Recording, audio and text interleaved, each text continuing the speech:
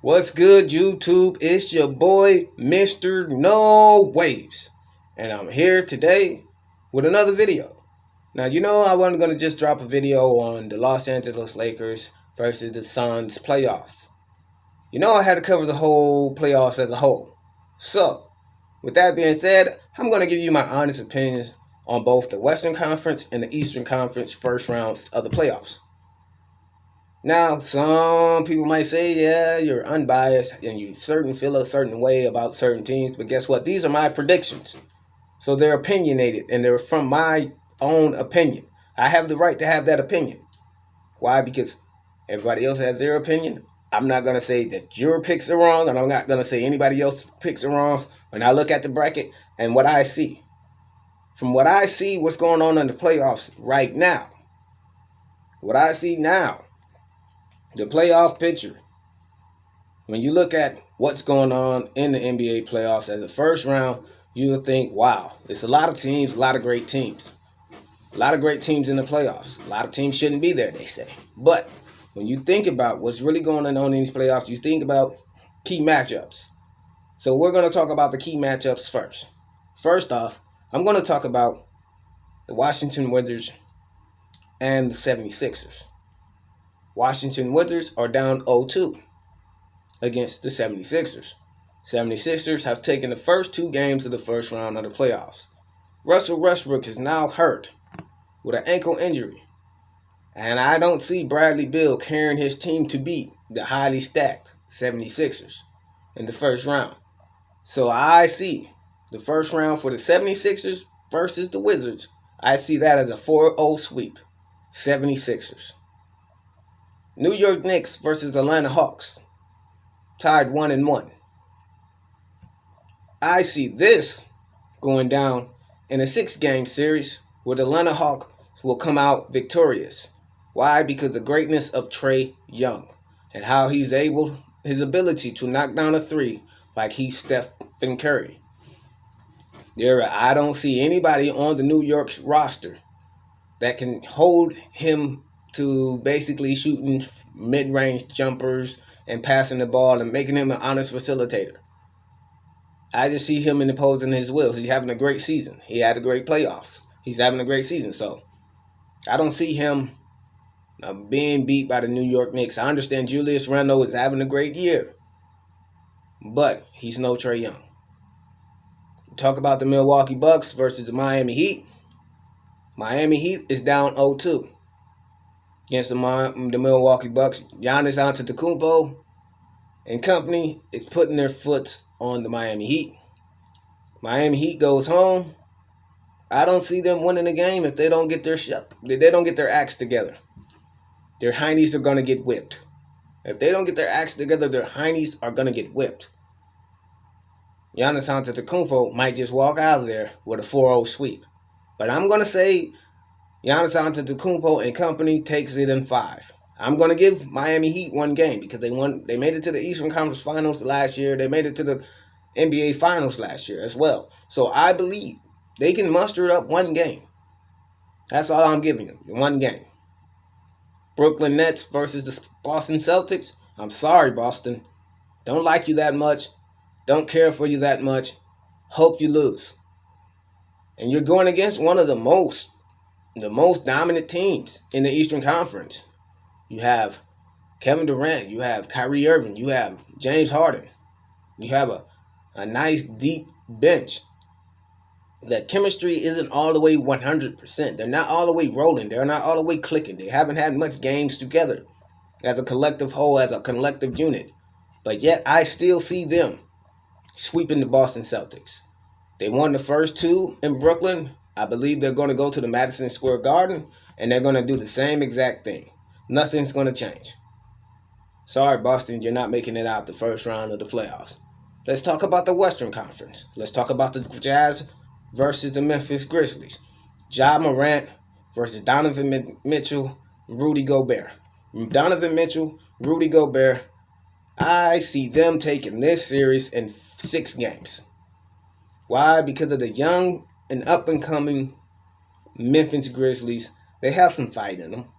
Ja Morant's having a great season. He asked them to actually come in and steal game one, but they're down big right now against the Jazz in the second game. So I think the Jazz might just take it. They're trying to even the series up. I might just go 2-1. So I see them, the Jazz taking that in 5. The Clippers versus the Dallas Mavericks. I smell an upset. I'm sorry. I smell it. I see it. There's no ifs, ands, or buts around it. The Clippers, you took them too lightly. You let them come in to LA, your home, and steal 2 games. Any team that does that in the first round lets another team steals 2 games, and they're the underseed, they're the 5th seed, you're the 4th seed, you were once number 2 in the Western Conference. You started losing games so you could face this team because you felt like you had a better chance of beating this team than the Los Angeles Lakers, and yet you dropped 2 games to a team that you felt like you were basically going to beat and dog walk, and just walks your way into the second round of the playoffs. Well, I'm sorry to say this, Clipper fans. The Clippers are getting their butts whooped. Luka Doncic, Tim Hardaway, and Kristaps Porzingis has something to say. They said, don't take us lightly. You underestimated us, now we're going to make you pay. Kind of sucks when you think about why. Why did they not continue their winning ways and face the Lakers? What were they afraid of? Well, they should have been afraid of Luka Doncic. Kawhi Leonard dropped 41 points last night, yet Luka Doncic dropped 38. Chris Paul dropped 28 points last night, while Kristaps Porzingis dropped 25. And they still, and look, Kawhi Leonard dropped 41 points and the Clippers still lost. That is a warning sign. That is trouble. Clippers, I see you getting swept. I'm sorry. You might win 1, but it's going to be a gentleman's sweep. 5-1 Dallas Mavericks. Portland Trail Blazers versus the Denver Nuggets. This one's going to be a tough series. I see this one possibly going 7 games. And I believe Dame Lillard's going to pull it through and push the Portland Trail Blazers over the Denver Nuggets. I just see it coming. I can feel it coming because just how great Dame is in Dame moments. When it's crunch time, game's on the line, who you going to have with the ball, putting it up, making sure that your guys is getting that W. I see Dame.